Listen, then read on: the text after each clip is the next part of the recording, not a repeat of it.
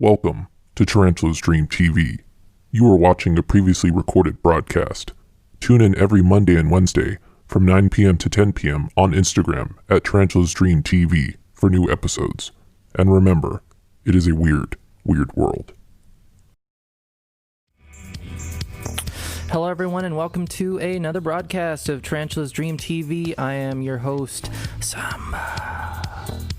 I hope everyone's doing well out there tonight, and I hope that everyone is ready to jump back into their time machines, jump back into the old DeLorean, fire up the flux capacitor, because we were jumping back in time to talk about the Montauk Project Part 2.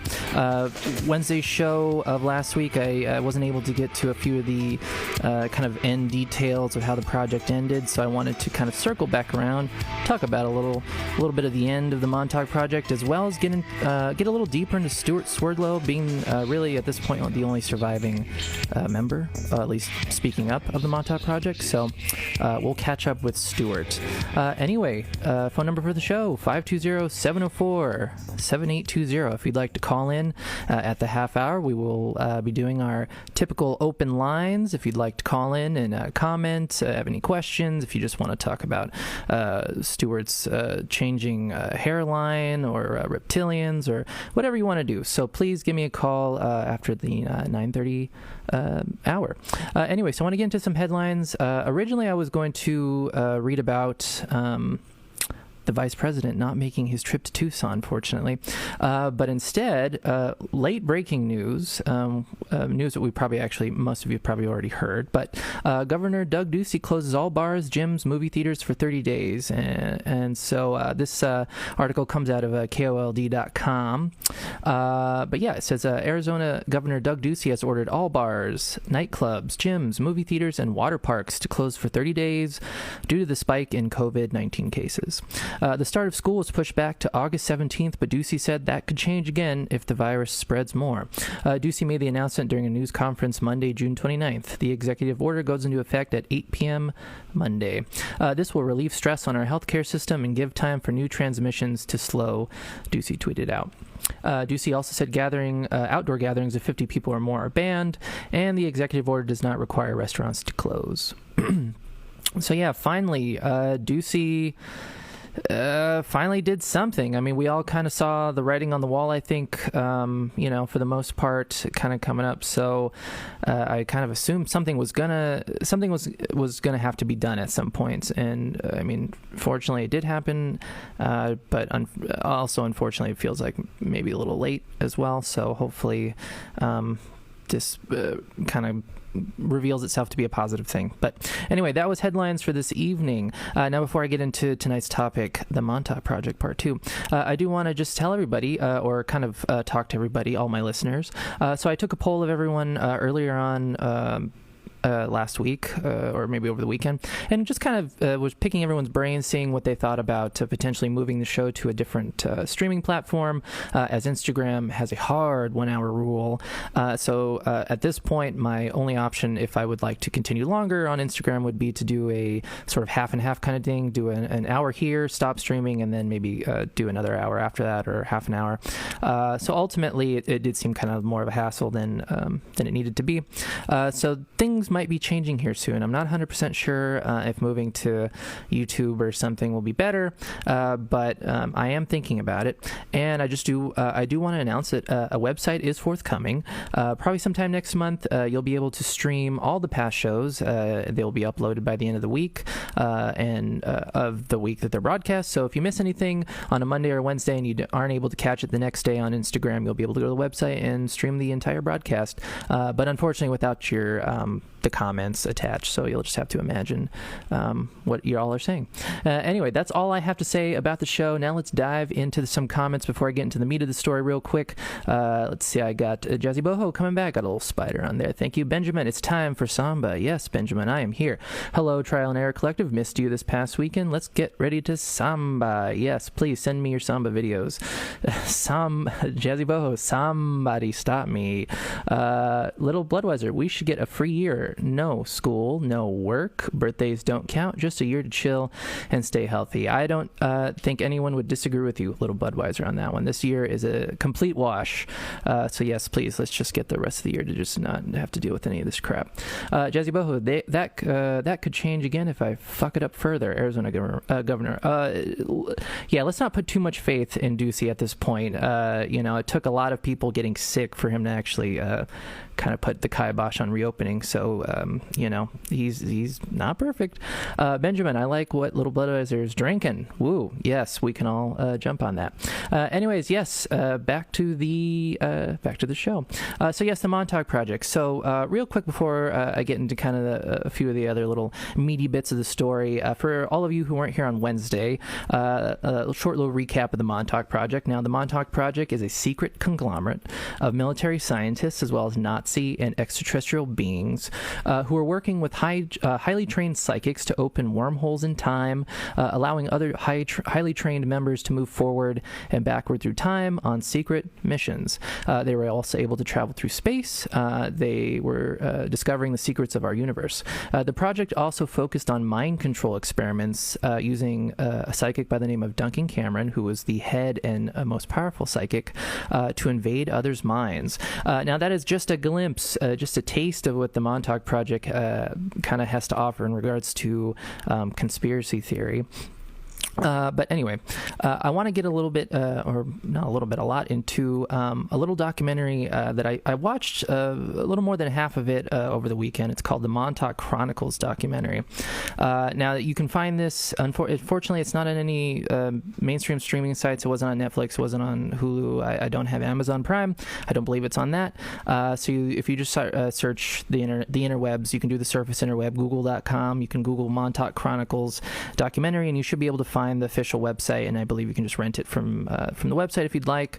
But I did watch about it's a little over half of it, and before I kind of get into my opinion and what's going on, I want to get a little bit into who directed the movie. Now, it was directed by Christopher P. Garetano, who also directed the documentary called Horror Business, which explored the horror movie genre, and he also is apparently hosting a Travel Channel TV show. I believe it's the Travel Channel. It's abbreviated TRVL, so I just assumed it was Travel Channel. A Travel Channel TV show called Strange World, which is described as Strange World is host and filmmaker Christopher Garetano's journey into the unknown, beginning with his final investigation of the alleged Montauk Project, which is what the documentary was. Strange World continues to explore a variety of subject matter, including artificial intelligence, cursed sacred burial grounds, James Dean's death car, and the mysterious missing peoples cases surrounding Mount Shasta. The first season is 8 incredible episodes, offering a style, variety, intelligence, and depth not often experienced in today's paranormal programming. I'm not sure if he wrote the description of his TV show or if Travel Channel did, but apparently it is amazing. So I want to play you all the trailer for or at least about a minute of the trailer for the Montauk Chronicles documentary.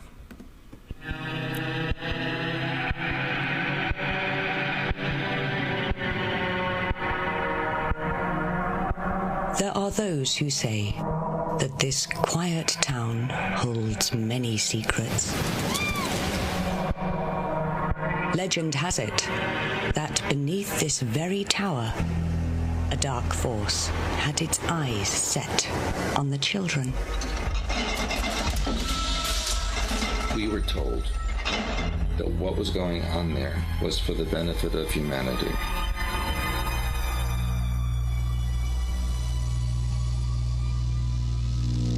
What would you say to the people who say, well, all these children were kidnapped and murdered and you were a part of it? What would you tell them if they said, well, they're trying to say, well, you were part of this. You approved of this. What would you tell them? I did approve of it, but there was nothing I could do about it. Yes, that is the trailer for the Montauk Chronicles documentary, or at least about half of it. So if you noticed in the trailer, you had Stuart Swerdlow is in this film, as well as Preston B. Nichols. He was the sort of kind of shrunken looking dude at the end of it. The documentary also features Al Bielek, who's kind of the third pillar of the Montauk Project kind of story, and I talked about him on Wednesday, and he also came up during the Phil Schneider show. So he's kind of a bigger deal in kind of conspiracy circles. But so I watched the documentary, and I wouldn't say it's worth a watch to kind of, if you want to dive into what the Montauk Project is. I'd say reading the Montauk Project books is a better idea, or getting a copy of Stuart Swerdlow's book if you want to read his book. I'd say those are probably better sources for it, or just searching for it online. I wouldn't necessarily waste it. The documentary is it's over 2 hours, so it's a little long, and I'd say more than half of it is recreations of essentially Stuart Swerdlow's experiences, and they kind of ride the line between better than amateur kind of recreations in terms of special effects and mood, and kind of cheesy as well. So again, I don't know if I'd waste 2 hours watching this if you really want to dive into it, but it is there if you are interested. So yeah, I watched it and I thought it was okay. So I wouldn't waste too much time on it if you're thinking about watching it. Anyway, so the next thing I want to get into, so Stuart Swerdlow. Now, Stuart Swerdlow, if you remember from Wednesday, he is one of the surviving members of the Montauk Project, or at least one of them in regards to potentially, in his words, and also in the words of Preston B. Nichols, about 99% of the people involved who were trained to be psychics, who were children, who were then kind of abused, broken, and reprogrammed, and then used for their psychic abilities. 99% of those kids apparently did not survive. So there's not a lot of people probably alive today who claim to have been a part of the Montauk Project, but he was one of the 1% that did make it. So he's still out and around telling the story of the Montauk Project. He's got his website, expansions.com, that he offers services in deprogramming, which is what he had to have happen to him to kind of regain his memories and kind of recall his experiences excuse me, about the Montauk Project. So he's definitely still around, and he's got a pretty big presence online and on YouTube. So if you look him up, there's hours and hours of different kind of talks and lectures he's given excuse me, in regards to the Montauk Project. Now, he's also just kind of a fairly big conspiracy theorist just in general, which is kind of par for the course when it comes to something like the Montauk Project. It kind of, again, no pun intended, pulls in a lot of kind of more established conspiracy theories, the Philadelphia Project or Philadelphia Experiment, as well as reptilians and the NWO, the New World Order, the Illuminati, underground military bases, even the adrenochrome conspiracy that I talked about, which was, if y'all don't remember, adrenochrome is apparently a sort of a byproduct of adrenaline that comes from the pineal gland in the brain, and the elites extract it and pretty much drink it sort of like a drug. It gives you more vitality and extends your life, and it's essentially apparently how a lot of celebrities stay so so young looking compared to the rest of us. So anyway, Stuart Swerdlow had kind of a lot of opinions in regards to the reptilians. Now, for those who don't know, reptilians are a supposed race of alien beings. They kind of were popularized amongst a lot of people, including sort of the mainstream public, through David Icke, who's also a very big conspiracy theorist. He wrote a lot about them in his 1999 book, The Biggest Secret, and he describes them as tall, blood-drinking, shape-shifting reptilian humanoids from the Alpha Draconis star system, who now hide in underground bases and are the force behind a worldwide conspiracy against humanity. David Icke contends that most of the world's ancient and modern leaders are related to these reptilians, including the Merovingian dynasty, the Rothschilds, the Bush family, and the British royal family. So, yes, the reptilians are thought of as sort of the overarching kind kind of alien species that is essentially controlling the world. They are the ones who become politicians and world leaders and, kings and queens. So all those members of the planet are thought to be reptilians. Now this is a quote from Stuart Swerdlow. He said, and this is him talking in regards to different alien species. He said there were the reptilians, several different versions of those. They were more like observers involved with understanding the technology, giving ideas about what could be done with it. Also, they were brutal. They claimed to be the original colonists or inhabitants of Earth from the Draco star system. They had a hierarchy. They said they had created the Asian civilization from the Lemurian continent ages ago. One kind of reptilian called the warriors would eat people, children, dogs, and cats. Now, I do have a clip, it's a short one, of Stuart Swerdlow kind of talking about reptilians and essentially who they are. But before the Illuminati were the reptilians? The reptilians were the first colonists on this world. They, for all intents and purposes, own this planet, and that's how they still think. And they are still here. Of course, they were colonizing a continent called Lemuria, which no longer exists. They went underground or into the inner earth, and then they started coming up during the Sumerian times, interbreeding, hybridizing the population so that there's a human and reptilian genetics in all of us. Each one of us has reptilian genetics. And you can see this as a fetus develops in the womb.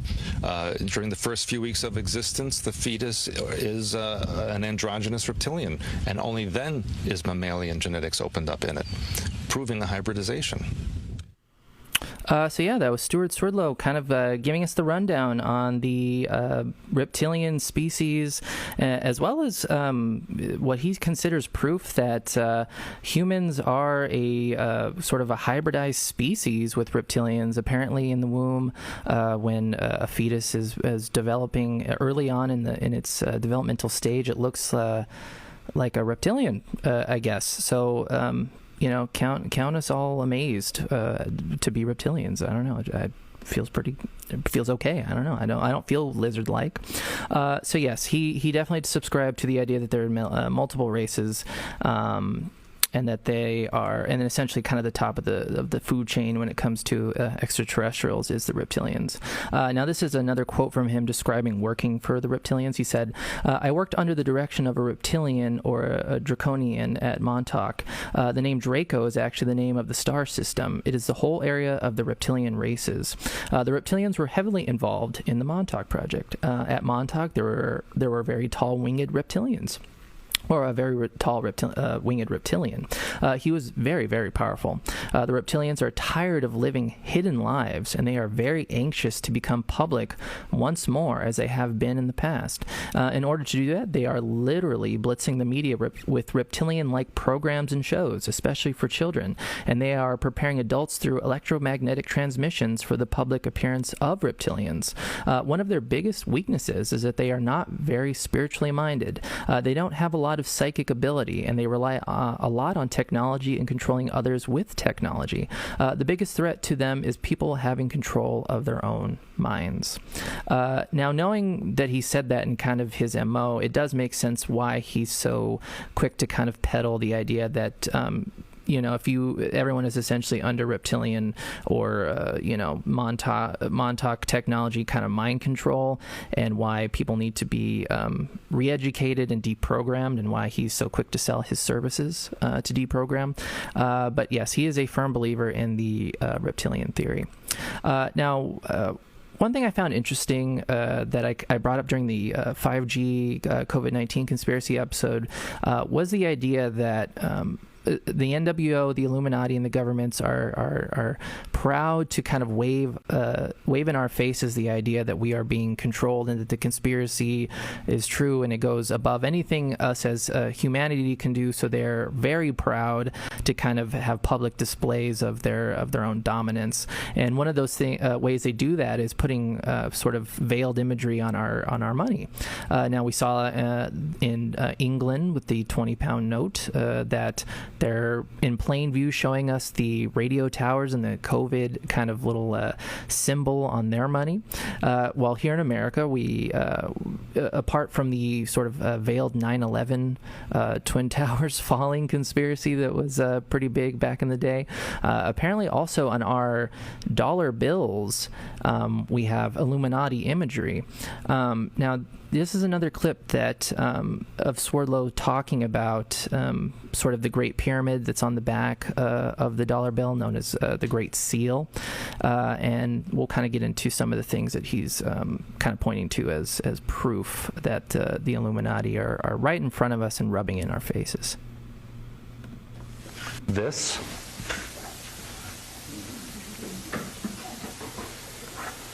and then there's a space, and then there's the rest of it. This is the all-seeing eye of Osiris. Why is that on American money? And there's wrinkled skin around it, like it was a reptilian eye. And here's the Committee of 300, who keep a space between the Illuminati and the rest of you peons. And here's all the rest of you, especially here. Serious, not even funny. Now, years ago, there used to be a banner under this that said, E pluribus unum, one for all. What does it say now? Novus Ordem Seclorum, New World Order. Did you notice? Did they put that in the newspaper? Look at your dollar bill, and you'll see it. There you go. So right there on the dollar bill with the Great Seal, something we've probably looked at hundreds and hundreds and hundreds of times and never really paid much attention to, are all the signs needed to show of our Illuminati controllers, our handlers. Now, there was really, beyond that clip, it doesn't show more audience reaction or get any questions from the audience, because there is a glaring problem with what he's talking about in terms of the motto that's on the Great Seal. Now, he says that it used to say, E pluribus unum, and that now it says Novus Ordo Seclorum, which, in his words, stands for New World Order. Now, Novus Ordo Seclorum actually translates to a new order of the ages, which I guess, if you're already kind of conspiracy-minded, is pretty close to New World Order in a way, so maybe I'll give him that. But he does claim that it used to say E pluribus unum at one point. Well, the fact is that at no point did it say E pluribus unum on the inverse side, I believe it's called, of the Great Seal, but it's actually on the obverse side, which is the side on the right with the eagle, and that still does say that. So, I don't know if people, when they were looking at their dollar bills during that talk, happened to notice that, about 2 inches to the right, it still does say that. But at any rate, conspiracy theorists tend to point to sort of having the Great Seal with the pyramid and the all-seeing eye as evidence of the Illuminati's control over us, and as well as sort of pointing to it being symbols that Freemasonry uses a lot with their sort of it's a common Masonic emblem, and there's a whole trunk load of conspiracy theories in regards to the Masons. I might get into it someday because I do find Masons very interesting. So at about 9:27, it's a few minutes before 9:30 in open lines. I'd like to get to the comments real quick before I play the song of the night. So getting to the comments. Little Budweiser, and he still didn't close restaurants. Yes, you're referring to Doug Ducey. Yes, he didn't close restaurants. So service workers in the restaurant industry are still having to go in, having to work, potentially getting sick. People in the service industry, especially with the restaurants, tend not to have the greatest healthcare plans through the restaurants, so they might be on the hook for treatments. It's a whole mess. Benjamin, hi eggs and eyes. Hi Bun. Oh, look at that, a friendship on the comments. Trial and Error Collective. What does James Dean's car have to do with the paranormal? I don't know. I'd actually like to watch the show on the Travel Channel if I if I have the Travel Channel. If anyone has seen that show or is going to watch that show, please let me know. Give me a call or just comment and let me know how it was. Benjamin, wish I was a reptilian. Benjamin, how do you know you're not a reptilian? There's really not any way to find out other than apparently reptilians have shape-shifting eyes, so maybe if you just have someone stare at your eyes long enough, they'll shift into the reptilian mode. Little Bloodweiser, you would, Ben. Ooh, sounds like Little Bloodweiser knows something you don't, Benjamin. Trial and Error Collective, double check if there's a zipper on the back of your head. Maybe you already are. Ooh, like a dinosaur, Benjamin. Ooh, this is getting saucy. Little Bloodweiser, call me when a monkey is responsible for secretly ruling the world. We don't know. I'm sure if you wanted to, you could start a conspiracy that monkeys are secretly ruling the world. Benjamin, what are these reptile shows? I don't know. Your guess is as good as mine. Jazzy Boho, like the dinosaur sitcom? Yes, I'm sure that has been mentioned in a conspiracy or two. I'm sure it's a psyop of some kind to kind of indoctrinate young folk with reptilian kind of fantasies. Swindlewitch, wake up, peons. Yes, I love how he calls everyone a peon. I just love that clip of him talking. He has a kind of a funny inflection on how he says certain words here and there. Trying to clip. It's not funny. It really isn't. Eggs and Ice, Nova Scotia. What's going on, Eggs and Ice, Nova Scotia? Little Bloodweiser, Samba, please just let him have this one. I'm doing my best. I'm trying to help him out here sometimes, but he doesn't help himself. Swindlewitch, Stonecutters, yes, they hold back the electric car. We know this. Who controls the British Crown? We do. And Eggs and Eyes, the Corgis. Love me a good Corgi. Anyway, it's 9:30, and we are going to get into the song of the night. This song is by a new band. They are called, they are called Noir Party. They're from Brooklyn, New York. It features members of Troki, one of my favorite bands. So this is their debut single. It's called Los Feliz. It's actually going to be on a release. It's their debut EP that's coming out on Friday, 7/3. Now I'm going to get to that song right now.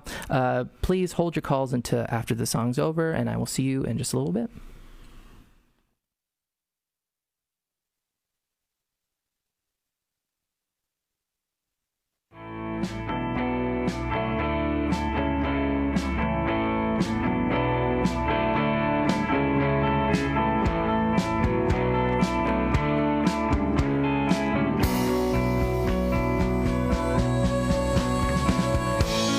Step outside now.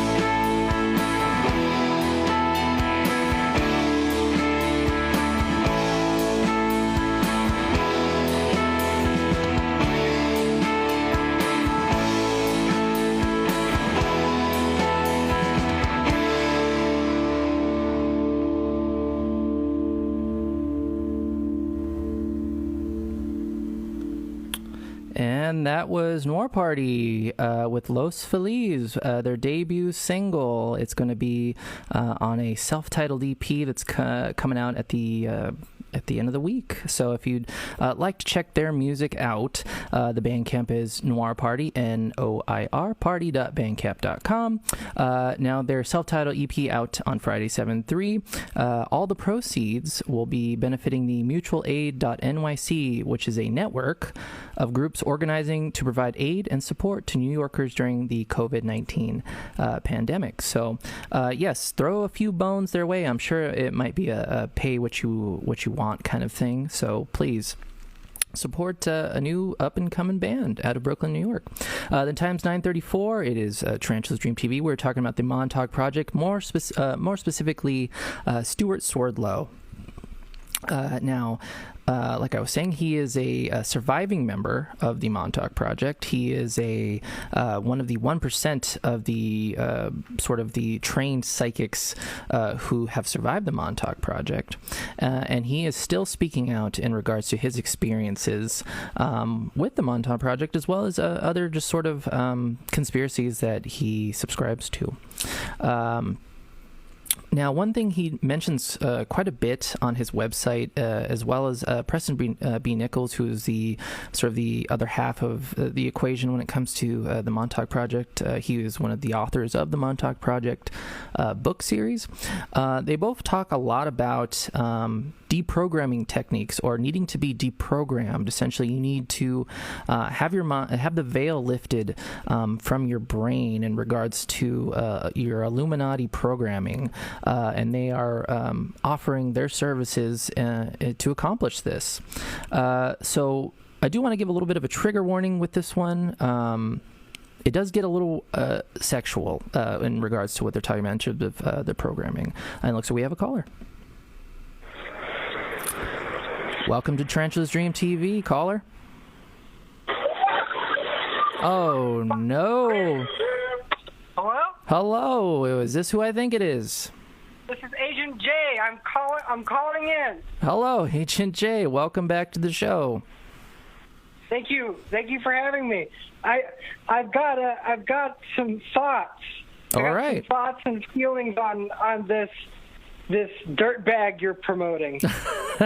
I wouldn't necessarily promoting. I'm hoping I'm not. It doesn't seem like I'm giving him a platform to kind of spread his ideas. But by all means, give it to me. Let me know what you think. Well, this kind of goes back to my thoughts and feelings on Philip Schneider. This dirtball, this sleazebag, he's talking about this stuff, and you could just hear it in his voice. He's putting the wool over your eyes. Stuart Swerdlow's pulling the wool over my eyes? Over his audience's eyes, I should say. Whoever's willing to listen to him. I don't know. He just sounds real. He sounds real cocky.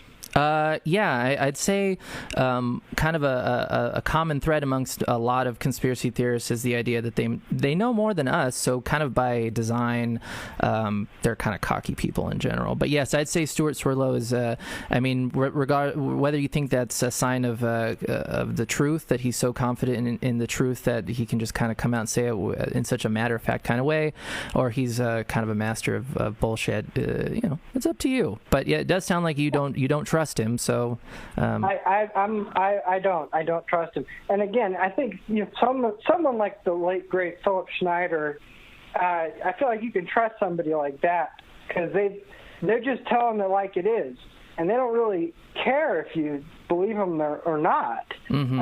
But this Swerdlow trash person, this scam artist. They're making some money off this, I would say that not looking at the financials of the expansions.com website or his businesses or his deprogramming sessions, I don't know exactly how much he's making, but I would imagine if this seems to be his full-time job, so I'd imagine he charges a pretty penny, and unfortunately I feel like people are they're in need of help, and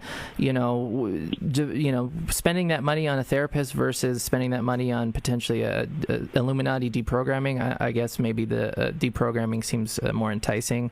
So I'd imagine, he's probably making a lot of money from this. This guy's like a vampire. Yes, maybe even a reptilian. I don't know. Apparently, we're all part of the kind of hybridization hybridization situation. So we're all little reptilians. So maybe just letting a little bit of his lizard side show. Something I've heard about the reptilians also, and I think Swervel actually mentioned this. They live in the inner Earth. Is that something you've heard or looked into, the inner Earth theory? Supposedly, that's where Hitler escaped to. I have. I'm familiar with it. I used to have a diagram, like a drawing that kind of showed where the openings were on the surface world and kind of the tropical paradise that's beneath us with the underground planet. Essentially, I also saw that the core of the Earth, the very hot core, is actually just the inner sun of a sort of a hollow inner world. So I'm vaguely familiar, mostly in passing, but it's an interesting story for sure. I really want to see one of those flat earthers go at it with one of these inner earthers. You know what I'm saying? It's all as long as the Earth isn't just a floating ball in a vast black darkness of space. There has to be something with the Earth. I'm all for it. I'm all into the flat earthers v hollow earthers. I'd love to see that in some capacity. Who knows? Maybe it's already been done. I don't know. Yeah. So have you heard from that organization yet, that content creationism organization? I personally have not heard anything from anybody representing the content creationism organization. Again, maybe my information just isn't as widely available as it appears to be. I kind of just assume that with the proliferation of social media that you could probably find me pretty easily, either my phone number or my email. But maybe I'm more hidden than I think. But I haven't heard from anybody yet. But my phone's open. I am anxiously awaiting a phone call, an email, a text. I don't know, anything. I might have gotten my timelines mixed up or something. I'm not quite sure that. Like, I brought it up during the last meeting. I was like, hey, my buddy Samba, he's really into this. He's making a lot of good content. He's very passionate about creating that content. And they said, yeah, we'll reach out to them. And I don't know. I don't know what to tell you. But, I mean, it's going really well for me. Good. The whole content creationism thing is going great. I'm not supposed to do this, so don't tell anybody. If you can, keep this under your hat. Mm-hmm. But I actually jumped forward a little bit, like a couple of years. Actually it was about 30 years. Mm-hmm. But I got there to see, just what the effects of my content would be. Sure. And yeah, it was wild because, first off, I didn't know I was going to have grandkids within 30 years. It's kind of messed up, actually. Well, I mean, just as an aside, congratulations on your future. I guess apparently you've had kids and then they had kids, so congratulations twice.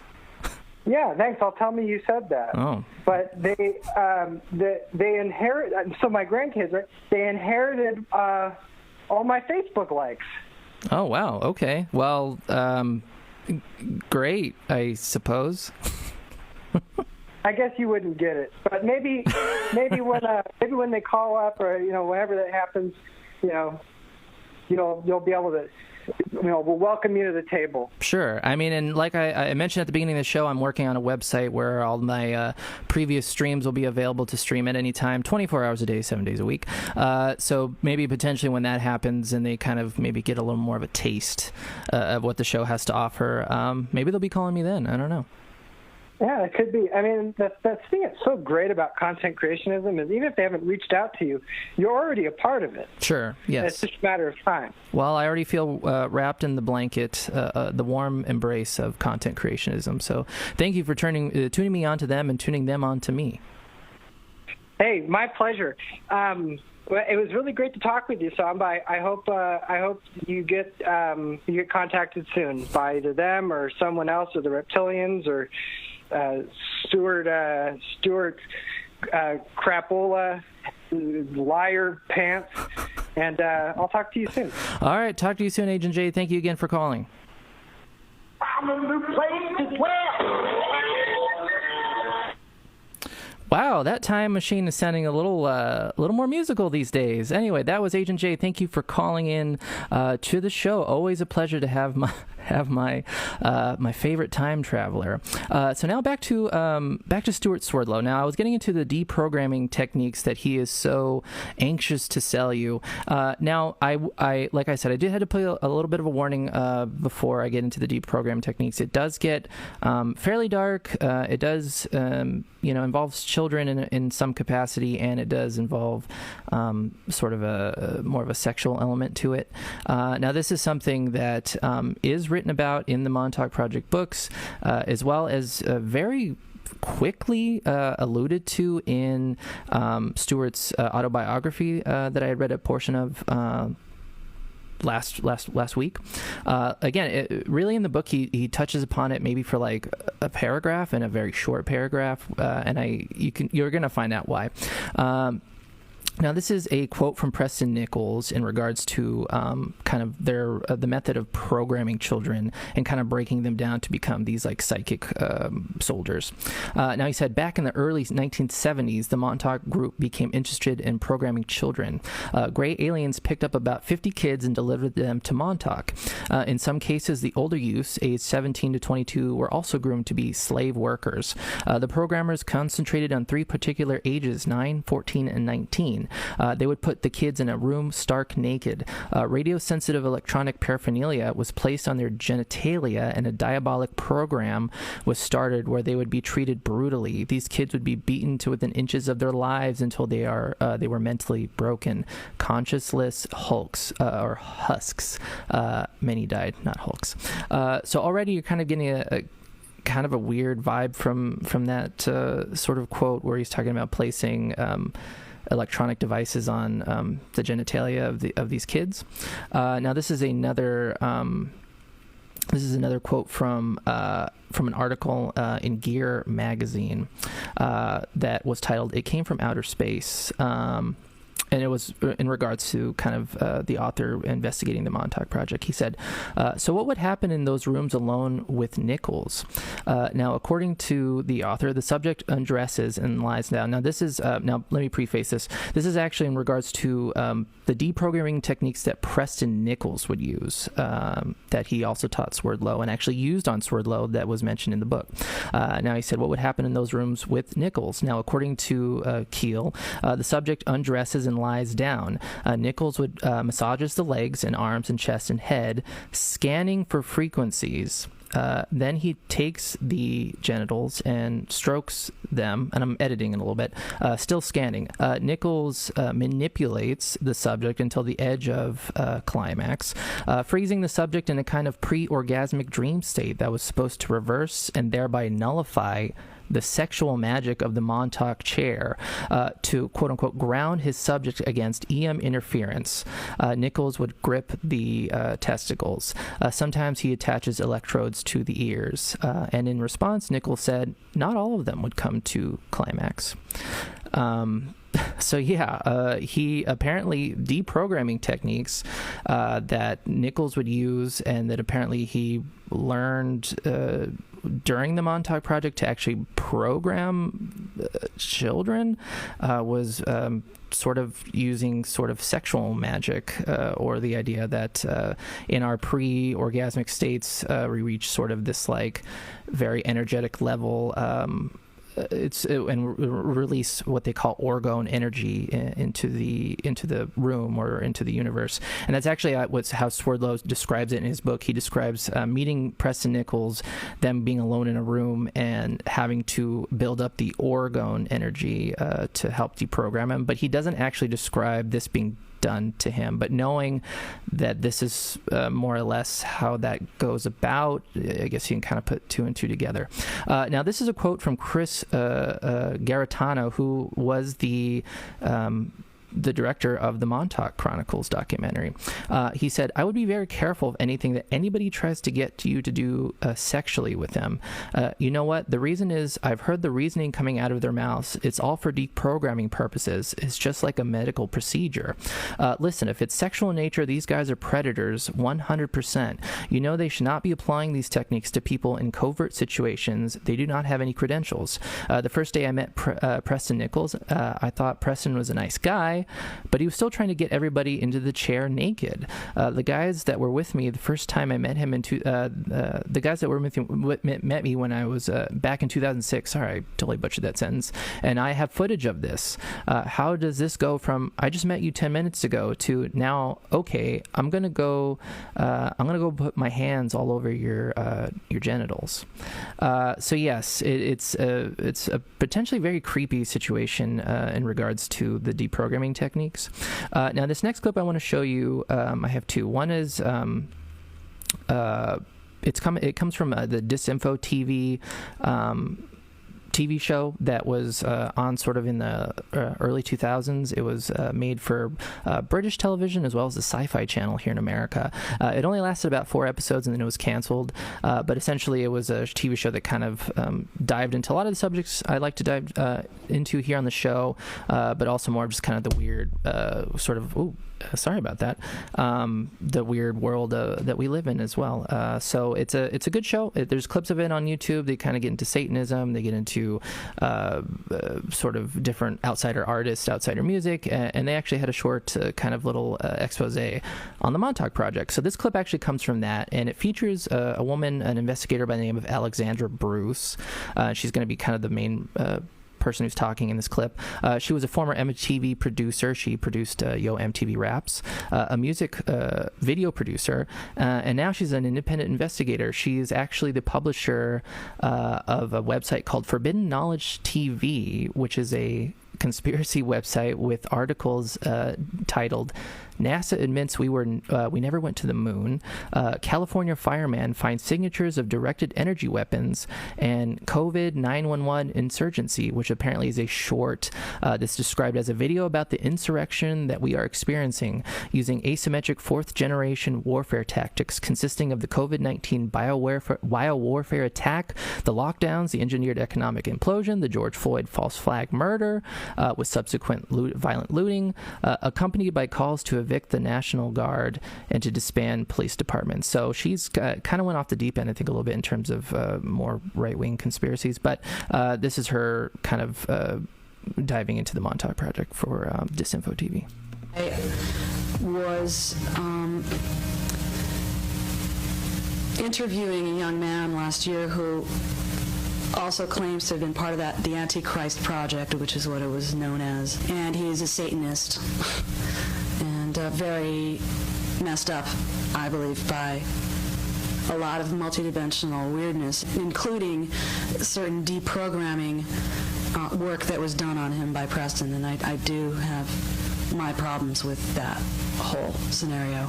I have the ability through my empathic or empathy to literally be able to scan and look into a human being. They involved masturbating young men a lot with the help of, I think, certain radionic devices, and then questioning them, like inquisitioning them in that kind of a scenario. Let me ask you this. If you have this ability, look at me and tell me what you see. I can't just look at you. I literally have to feel your aura and your frequencies and scan in. I do it through hand scans.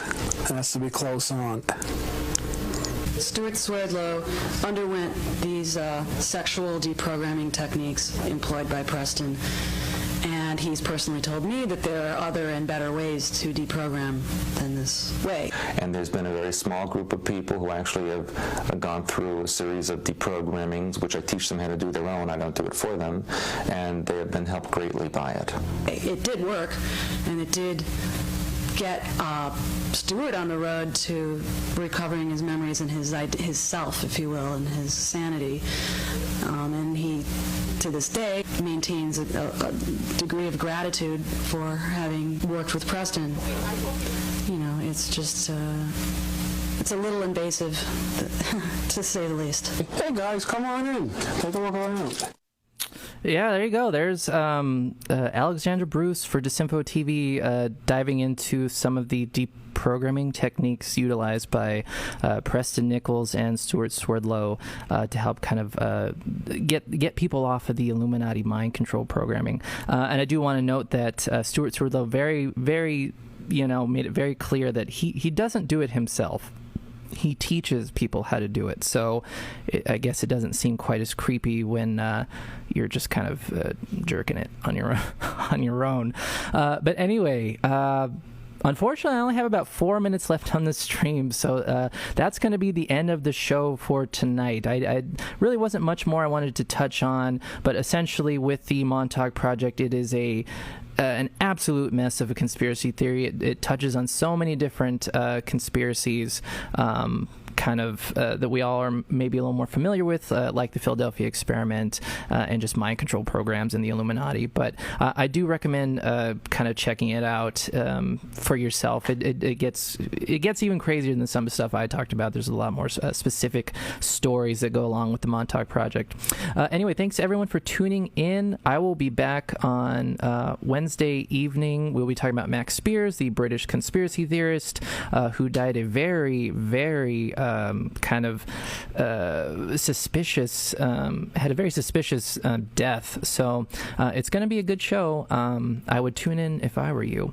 Anyway, please, everyone, stay safe out there.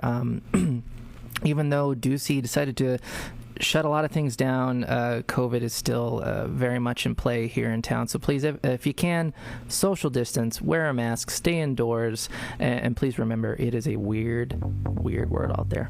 Take care.